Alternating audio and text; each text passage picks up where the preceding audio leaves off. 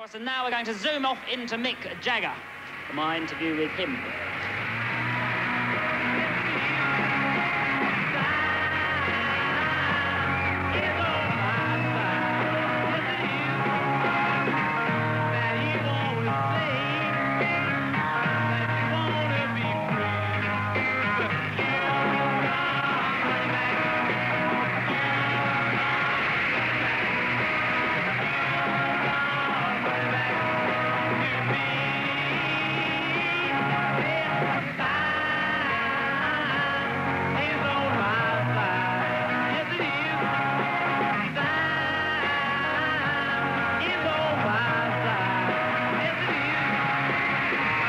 Having been seen, say, in England, which actually was in and out of England, seen over the last 20 years the changes and stuff, and bearing in mind that you were, say, at the beginning of what was like a rebellious type lot.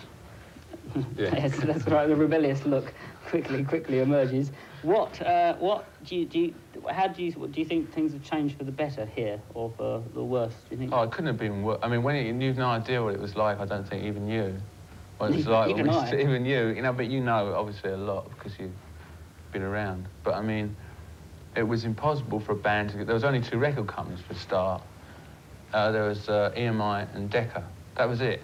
Mm. There was no independence, there was no American record companies, there was no CBS, there was no street stuff, you know? And if you didn't get on EMI or Decca, you'd had it. And in most cases, that applied to everyone who was trying to do something new. They didn't want to give you a contract. It was like a tied-up little number they had going, you know? Mm. Each of them buying sort of 50% of the market. And so it's terrible, really.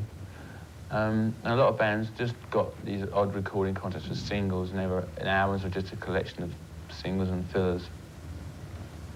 And after people started making, you know, you made no money, the royalty rate was like 0. I mean, I can't remember exactly how much, but let's say of what a normal band starting on the first album would get, it would be a 20th in those days. Mm. And they were still making like a fortune, you know. I mean, EMI made a fortune out of the Beatles. Of course, the Beatles made a lot of money, but their royalty rate was nothing to what an unknown band would expect now, normal royalty rate.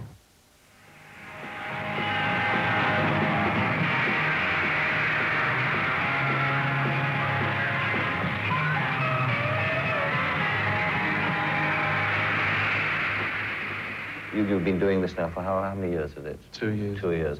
How much longer do you give yourself doing this thing, going around being a sort of I don't know. I never thought I'd be doing it for 2 years even, you know.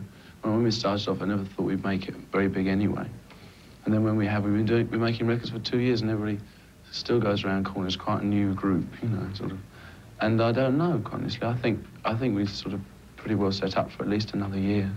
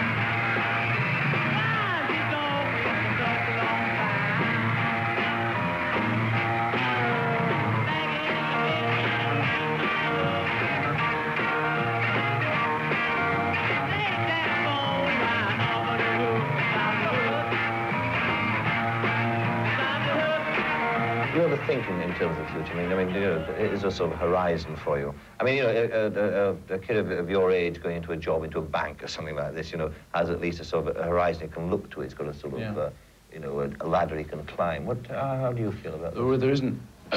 Well, we've climbed the ladder now, sort of, really. I mean, there's not many businesses you can climb a ladder and go down the ladder so quickly as this.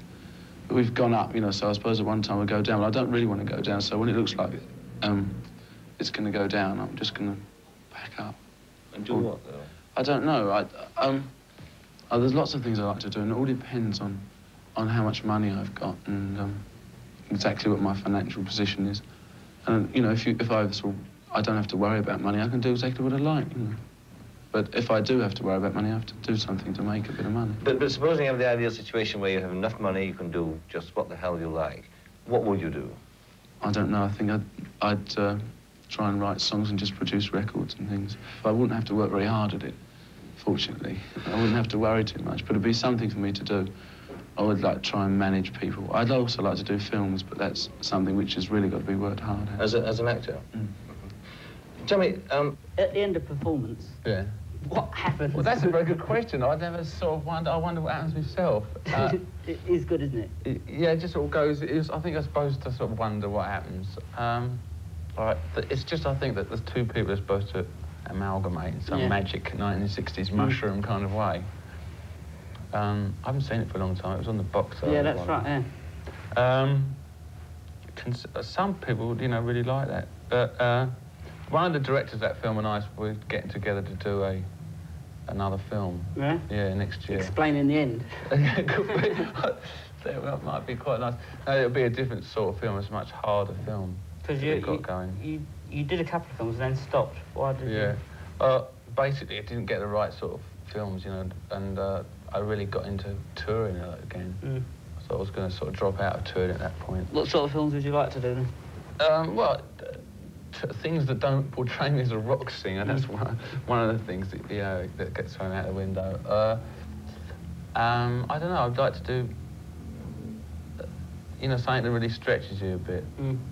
So this one's going to be good, but at the moment I'm playing a film director in this next epic, and so I don't know about whether I like the idea of playing a film director. Are you a nice bloke or a nasty bloke? Rather vicious. Yeah. But I've got a nice side, you know. Yeah, it comes out every now and again. Yeah, a sort of soft spot. Yeah, because I couldn't ever. I don't think it'd ever suit you really to be Mr. Nice. Oh, I mean, not that you're Mr. Unpleasant, but you couldn't be Mr. You know. Mr. Nice. No, Mr. Overpleasant. I'd much rather play vicious bastards, you know. Yeah. Than to play. It's probably easier as well, in a way, for me. Well, here's the boys. Tell us about what the other boys are doing at the moment, lads. Him has gone to Barbados, lucky bugger. You've got a bit of a tan, yeah. Well, yeah, yeah. He's gone to Barbados today for a week's holiday. Now, I don't know what he's doing. He's just had another baby. His wife, I suppose. Yeah, well, he's feeding it, breastfeeding it. No, it's the large nipples. Yeah. And a fag to give it a drag now and then. Yeah, nice healthy lad. He's in New York. Is he? Yeah. He's lost. He's here somewhere, and he asked me out to dinner on Saturday night.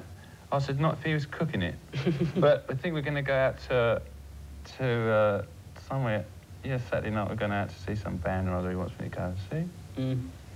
Lovely. Nice bloke. Now there's the man that I like. He's a sweetie, isn't he? He's good, isn't look, he? Consistent. That is rhythm for you. That is a nice beat. Lots of drummers like him, which is pretty nice for him. It is. And it's more than say the singers liking me. And there's him. Well, we know what he's doing. He's sitting here on the sofa. Talking to me. Yeah. He looks a bit... Poor boy, he looks tired out. Does it wear you out, all that touring? No, not really. It's stamina like that. Stamina, the recovery rate is honest. That's what you've got to have.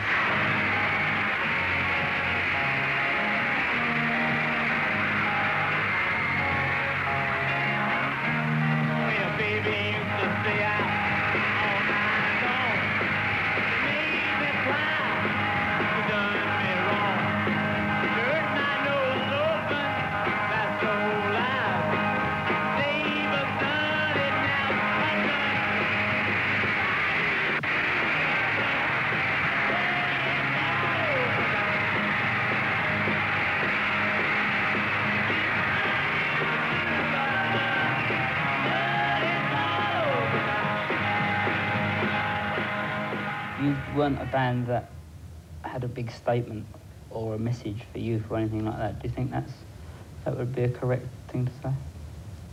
Yeah, I mean, you tend every band, I think, or every artist, whatever whatever meaning, reflects a bit the times they live in, you know, and journalists kind of always trying to pump you, especially in the 60s and 70s, about what you thought about this. So you had to kind of come up with... something. Yeah, you had to answer, you know, what do you think of this? I mean, when people say, well, what do you think of... today I got asked these questions by the Italians, all political, you know, and I wasn't quite ready for it because I was going to talk about music. And it was all political. What do you think about this nuclear weapons? What do you think about that? And it's like, wait a minute, you know, this is a very complex and involved thing, and it's just like they want a two-line answer on something. But no, I don't think the Rolling Stones have been a very serious band, apart from just being serious about rock and roll, which is not a particularly serious thing. Oh, here. You know, well. I mean, it's supposed to be, in its essence, when I was, like, you know, 12, the whole essence of it was like an explosive... gets you excited inside. Yeah, excitement, almost a physical thing rather than a cerebral thing. And all these people that think about it too much, you know... Can't dance, can they? No, that's basically what I like to do, is to make dance music, so that's what I like doing.